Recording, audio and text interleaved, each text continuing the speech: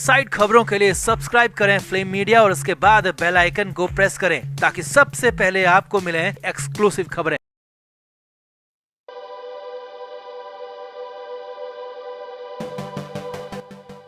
वो बहुत खूबसूरत थी, हर कोई उसे देखता तो बस एक टक देखता ही रह जाता। उसकी आंखें गजब की खूबसूरत, जैसे मानो कोई अप्सरा स्वर्ग से उतर आई हो। देखते ही देखते वो फिल्म इंडस्ट्री में सभी की चहेती बन गई और हिंदी सिनेमा की सबसे खूबसूरत, सबसे बोल्ड एक्ट्रेस में शुमार हो गई। 70 के दशक और 80 के दशक के शुरुआत के वक्त में सबसे हाईएस्ट पेड एक्ट्रेस थी। हम यहाँ पर बात कर रहे हैं परवीन बॉबी की, जिन्होंने करीब 2 दशकों तक हिंदी सिनेमा पर राज किया। मगर इतनी खूबसूरती और लाखों दिलों की धड़कन परवीन बॉबी की मौत भी रहस्यमयी थी, जो कि अब तक सिर्फ राजी है। मगर पहली बार परवीन बॉबी की मौत पर उनके को स्टार रहे, उनके प्रेमी रहे कबीर बेदी ने मुंह खोला है, बहुत कुछ बोला है। परवीन बॉबी की मौत 20 जनवरी 2005 को मुंबई में ही हुई थी। परवीन बॉबी अपने घर में बेहद बुरी हालत में पाई गई थी। उनकी मौत के 4 दिन बाद पता चला कि वो अब इस दुनिया में नहीं रही। वो उस वक्त घर पर अकेली थी। इतनी बड़ी अदाकारा तड़पते तड़पते चली गई, मगर किसी को कानों कान खबर तक नहीं हुई, किसी ने खबर तक नहीं ली। इन बातों पर उस वक्त भी सवाल उठे थे और आज भी ये सवाल बिना जवाब के ही हैं। मगर अब परवीन बॉबी के को स्टार रहे कबीर बेदी ने परवीन बॉबी की मौत पर बहुत कुछ कह दिया, कई रहस्यमयी सवालों से पर्दा भी हटा दिया। दरअसल कबीर बेदी अपनी निजी जिंदगी पर आधारित एक बुक लॉन्च कर रहे थे। कबीर बेदी की बायोग्राफी का नाम है stories I must tell the emotional life of the actor. अब कबीर बेदी की इस बायोग्राफी में कबीर की लव लाइफ, टूटती शादियां और परवीन बॉबी की जिंदगी के बारे में भी बहुत कुछ लिखा है। बायोग्राफी के मुताबिक कबीर बेदी शादीशुदा होते हुए भी परवीन बॉबी के प्यार में पड़ गए थे। परवीन का रिश्ता महेश भट्ट और डैनी से भी रहा, लेकिन मेरा और परवीन का प्यार परवान पर था। किताब के मुताबिक परवीन अच्छी खासी थी, मगर अचानक वो बेहद डरी डरी रहने लगी, जैसे कि कोई उसे अपने वश में रखता है।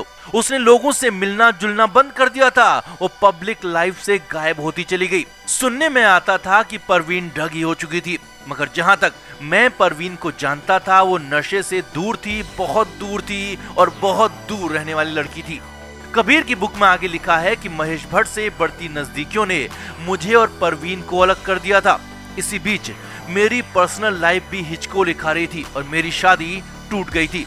कबीर बेदी कहते हैं कि साल 2005 में मुझे 24 जनवरी को अचानक फोन आया कि परवीन बॉबी की मौत हो चुकी है। मुझे पता चला कि परवीन के मल्टीपल ऑर्गन फेल हो गए थे और जब वो खत्म हुई तो तब बिल्कुल अकेली थी।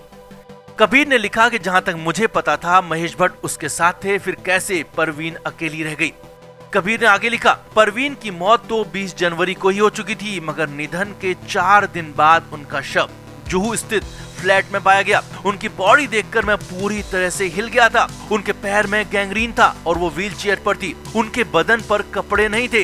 कभी लाखों लोगों की कल्पना में रहने वाली एक स्टार को स्थिति में देखकर मैं बुरी तरह से कांप गया। तभी वहाँ पर महेश भट्ट और डैनी भी पहुँचे।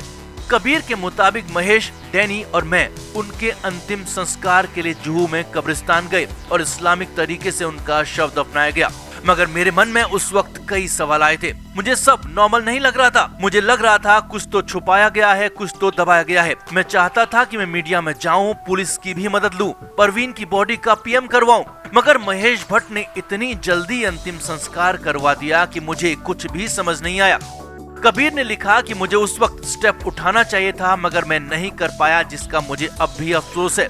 वैसे कबीर बेदी की बातों को माने तो परवीन बॉबी और सुशांत सिंह राजपूत की जिंदगी में कई समानताएं दिख रही हैं। जैसे सुशांत भी पब्लिक लाइफ से अचानक गायब हो गए थे, वहाँ भी महेश भट्ट और यहाँ भी महेश भट्ट। वहाँ भी जबरदस्ती ड्रग का एंगल और यहाँ भी ड्रग डिप्रेशन का एंगल। परवीन का वो अंतिम संस्कार भी जल्दबाजी में करवाया गया, सुशांत का भी, जबकि सुशांत के पिता बॉडी को पटना ले जाना चाहते थे, मगर मुंबई में सब कुछ जल्दबाजी में आनन फानन में करवा दिया गया। ऐसा लग रहा था जैसे कुछ नहीं बहुत कुछ छिपाने के लिए किया गया हो। वैसे आपको क्या लगता है, क्या सच में सुशांत की तरफ परवीन बॉबी की मौत के पीछे भी किस तरह की साजिश हो सकती है, और क्या परवीन बॉबी की मौत की जांच होनी चाहिए? क्योंकि आखिरी वक्त में जो हुआ, अंतिम संस्कार को लेकर जो हुआ, वो बहुत कुछ सवाल खड़े करता है। कबीर बेदी के सवाल जरूर चुभने वाले हैं, बड़े हैं। तो आपका इसे लेकर क्या कहना है, आप भी अपनी राय कमेंट बॉक्स में जरूर दें और वीडियो को भी शेयर करें। मुंबई नारकोटिक्स कंट्रोल ब्यूरो, जिसने हाल ही में एक 21 साल की लड़की को ड्रग बेचने के मामले में गिरफ्तार किया था, उसे कोर्ट ने 5 दिन की एनसीबी कस्टडी में भेज दिया। इस दौरान एनसीबी ने इस लड़की को लेकर कई बड़े और अहम खुलासे किए हैं। जांच में पता चला है कि लड़की अपने गैंग के लोगों को समीर वानखेड़े पर नजर रखने के लिए बोलती थी, ताकि अपने धंधे को सही सलामत रखा जा सके। इतना ही नहीं, ये लड़की हर उस शख्स पर भी नजर रखती थी जो पुलिस या फिर एनसीबी के लिए खबरी का काम करता था, और पता चलने पर उसे फोन कर धमकी भी दी जाती थी। इस आरोपी, जिसे डोंगरी का ड्रग क्वीन बताया जाता है, उसका नाम इकरा कुरैशी है, जो कि अपने धंधे की तरफ किसी नारकोटिक्स के अधिकारी की नजर तो नहीं है, ये जानने के लिए एनसीबी की ही जासूसी करवानी शुरू कर दी। हालांकि अब तक आपने सुना होगा कि ड्रग पेडलर को पकड़ने के लिए पुलिस उनकी जासूसी करती है, अपने लोगों को उनके बीच में या उनके इलाके में भेष बदल कर घूमने के लिए कहती है, मगर यहाँ पर सब कुछ उल्टा था। एनसीबी के अधिकारी ने बताया कि इकरा खुद भी और उसके लोगों को एनसीबी के ऑफिस में काम करने वाले इंटेलिजेंस ऑफिसर और खुद समीर वानखेड़े पर नजर रखने के लिए बोलती थी, और एनसीबी के ऑफिस के आसपास अपने लोगों को भेष बदल कर घूमने के लिए भी कहती थी। एबीपी की रिपोर्ट माने तो यहाँ पर इकरा, उसके लोगों ने ये पूरा पता लगा लिया था कि समीर वानखेड़े किस दिन कितने बजे ऑफिस आए, कितने बजे ऑफिस से निकले और कब अपनी टीम के साथ कहां रेड मारने गए। एनसीबी को जब इस बात का शक हुआ तो अपने ही ऑफिस के आसपास का सीसीटीवी फुटेज चेक किया और पाया कि लड़की और उसके गुर्गे तो एनसीबी पर ही नजर रखे हुए हैं। अब आपको बताते हैं कि आखिर ये इकरा कैसे एनसीबी के हाथ लगी। तो जांच के दौरान एनसीबी को पता लगा कि सोनू पठान और एजाज साइको से इकरा अपने ग्राहकों के लिए ड्रग खरीदती है। उसके कई ग्राहक बॉलीवुड के स्टार्स हैं और मुंबई के हाई प्रोफाइल क्लब में आने वाले लोग भी शामिल हैं। इकरा का नाम सबसे पहले तब आया जब एनसीबी ने दाऊद की गैंग से जुड़े ड्रग माफिया चिंकू पठान को गिरफ्तार किया, और तब से ही इकरा की तलाश जारी थी। एबीपी की रिपोर्ट के मुताबिक इकरा का नेटवर्क सीएसटी, चर्चगेट से लेकर बांद्रा तक फैला हुआ था।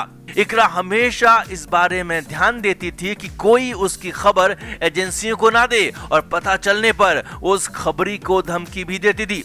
समीर वानखेड़े ने बताया कि हाल ही में उनकी एक टीम ने डोंगरी इलाके में छापेमारी कर इकरा कुरैशी को गिरफ्तार किया था, और उसके घर से 52 ग्राम एमडी ड्रग बरामद हुआ।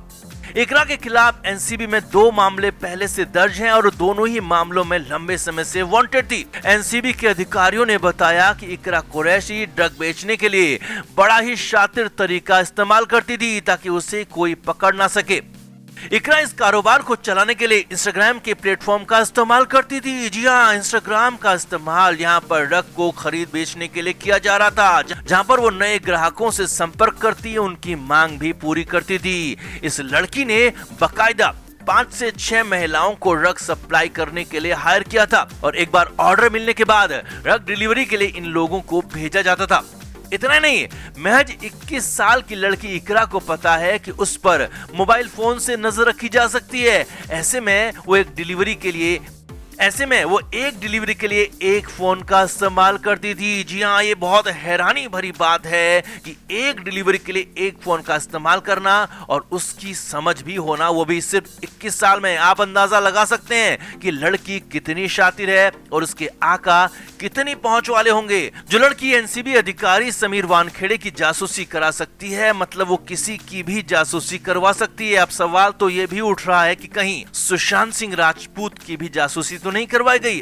अब अगर इससे जुड़ा कोई भी अपडेट हमको मिलता है तो हम आपसे शेयर जरूर करेंगे, और आप भी इकरा कुरैशी को लेकर अपना कमेंट जरूर करें और वीडियो को शेयर भी करें। Flame media report.